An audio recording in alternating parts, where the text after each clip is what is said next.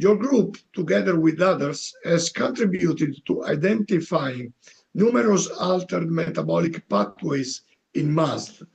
These include biosynthesis of triglycerides and bile acids, fatty acid beta oxidation, cholesterol metabolism, and oxidative phosphorylation, together with reduced mitochondrial bioenergetic functions. How can this line of research be leveraged for therapeutic purposes? Yes, thank you very much, Professor Leonardo, for this interview. Yes, effectively, we worked on a small protein called HIN2, which is a mitochondrial protein regulating acetylation of proteins in mitochondria. And this work highlighted actually the importance of mitochondrial energy metabolism in MASLD. Effectively, this is quite important. Mitochondria plays a role in the development of MASLD and the progression of the disease.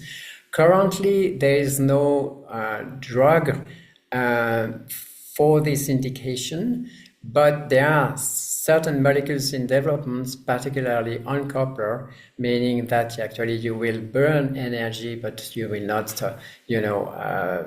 stock and provide triglycerides. So you will actually burn your steatosis.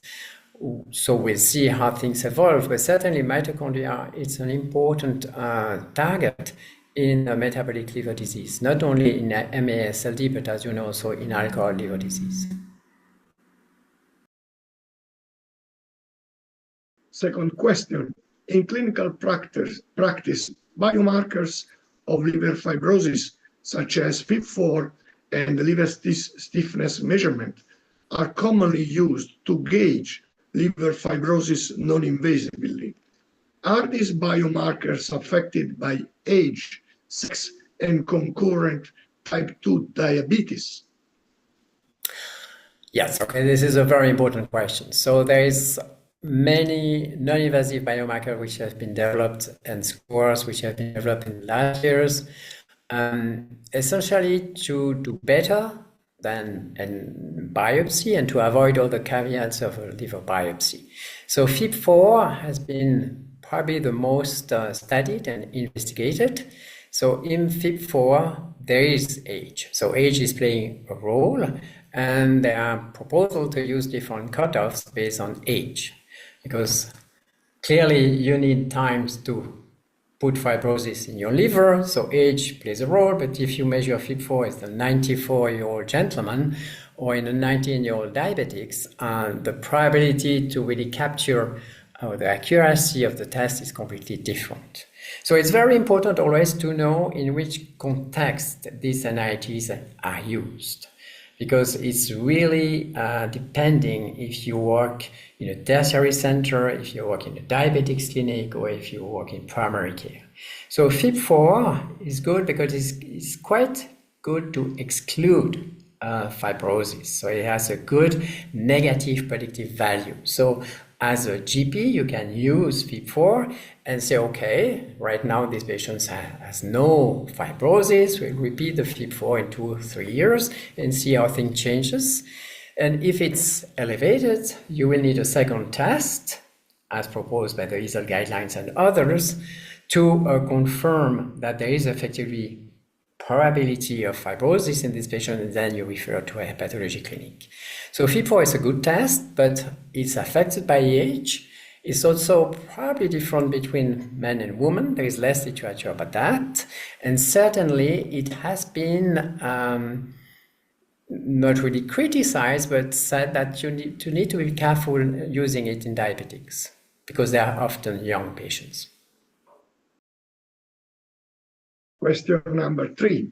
Your group has worked in the field of chronic infection with hepatitis B and hepatitis C viruses. These hepatotropic viruses may impact the host's metabolism. Could you briefly discuss the variable relationship that HBV and HCV have with steatotic liver disease? Okay, so the biology of hepatitis C has been very well studied, and hepatitis C is associated, chronic infection with hepatitis C is associated, as you know, with steatosis. And we have observed that many times when patients have a steatotic liver disease, they have an hepatitis C. You cure the patients from hepatitis C eradicated virus, and the steatosis disappear. So yes, the virus of hepatitis C has a direct effect on the metabolism, particularly on the lipid metabolism. And this is always, when you see a patient with a fatty liver, okay, you always think, metabolism, diabetes, overweight, but I always do a serology for hepatitis C because sometimes you discover that these patients have also an infection with HCV. HBV is completely different because there is less direct effect of the virus on the metabolism. But what we have is that many patients infected with chronic hepatitis B have also MASLD. They have also a fatty liver because they have overweight, because they are sedentary, and so on. So here they accumulate two liver diseases. It's very important to control them both, actually, because it's not an addition, it's a multiplication of the risk of progression. Owing to the epidemiological decline of chronic viral hepatitis associated with the surge of metabolic disorders, muscle HCC is becoming increasingly prevalent among several countries and is projected to continue rising in future.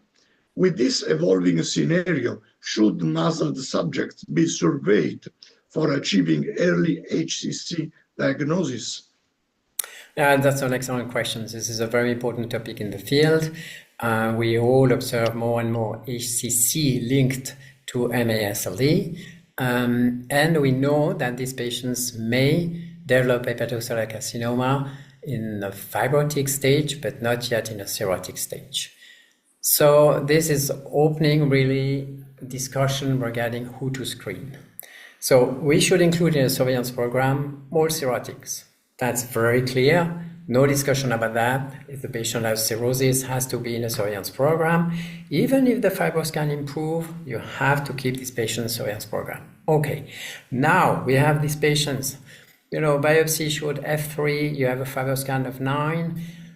Then you have to adapt to the situation. If it's a male patient, above 65, if it's diabetics, if it's overweight, I screen because it's accumulating other risk factors. But here, what the field is really missing, it's a score helping us to say, yes, there is a risk and should be included, or more important, the risk is so low that they should not be in the surveillance program.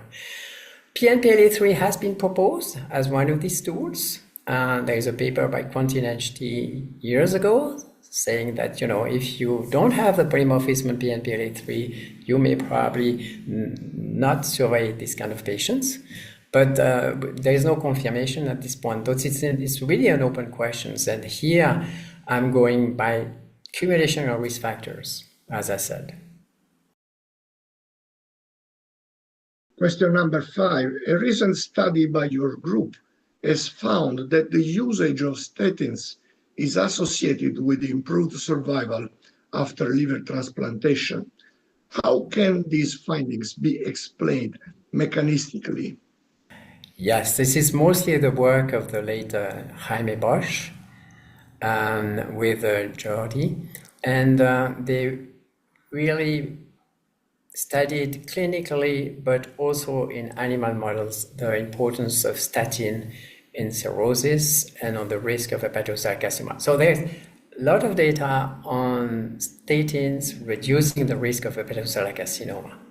Now, effectively, there is probably a benefit also of statins in other conditions, like cirrhotics maybe, and also after liver transplantations. Mechanistically, the mechanism is probably pleiotropic. Statins, we know, inhibits HMG-CoA reductase, which is a very important enzyme in the synthesis of cholesterols, but also in the synthesis of other components. And there is an effect on the endothelium. But I think mechanistically, to pinpoint really the molecular mechanism beyond statins, we don't know exactly now. It's still something which needs to be further researched. But the evidence of the benefit of statins in chronic liver disease is really piling up. Additionally, you have also found that modifiable metabolic risk factors and lifestyle are associated with all-cause mortality in patients with HCC. Would you like to comment on the clinical relevance of these findings? Yes, and this is also on the risk to develop hepatocellular. And here we were mostly focused on physical activity. Of course, there is other lifestyles, alcohol, coffee reduce the risk and so on. But I think the first evidence we had is that using animal models of mice prone to develop hepatocellular carcinoma, we compared mice having daily exercise with mice staying sedentary, and the daily exercising reduced the risk of hepatocellular carcinoma. Now there's much more evidence on this, also clinically. So it's clear that physical activity is very important to reduce the risk of hepatocellular carcinoma in patients. I always tell my patients they should exercise. And the other thing is that they may reduce the risk of recurrence. Here, there is less data in hepatocellular carcinoma. There is good data in breast cancer and colorectal cancers and others. But I think in hepatocellular carcinoma, why should be different? So it's very important for patients with the cirrhosis, which is frequently the case with hepatocellular carcinoma, to keep their muscle mass. So I always also push these patients to have regular exercise as much as they can. So physical activity, muscle mass is very important in chronic liver disease, especially regarding the risk of hepatocellular carcinoma.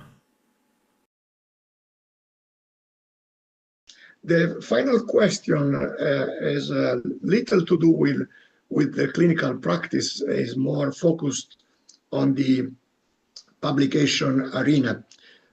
Some journals utilize multi-author position papers and reviews to gather a large number of citations.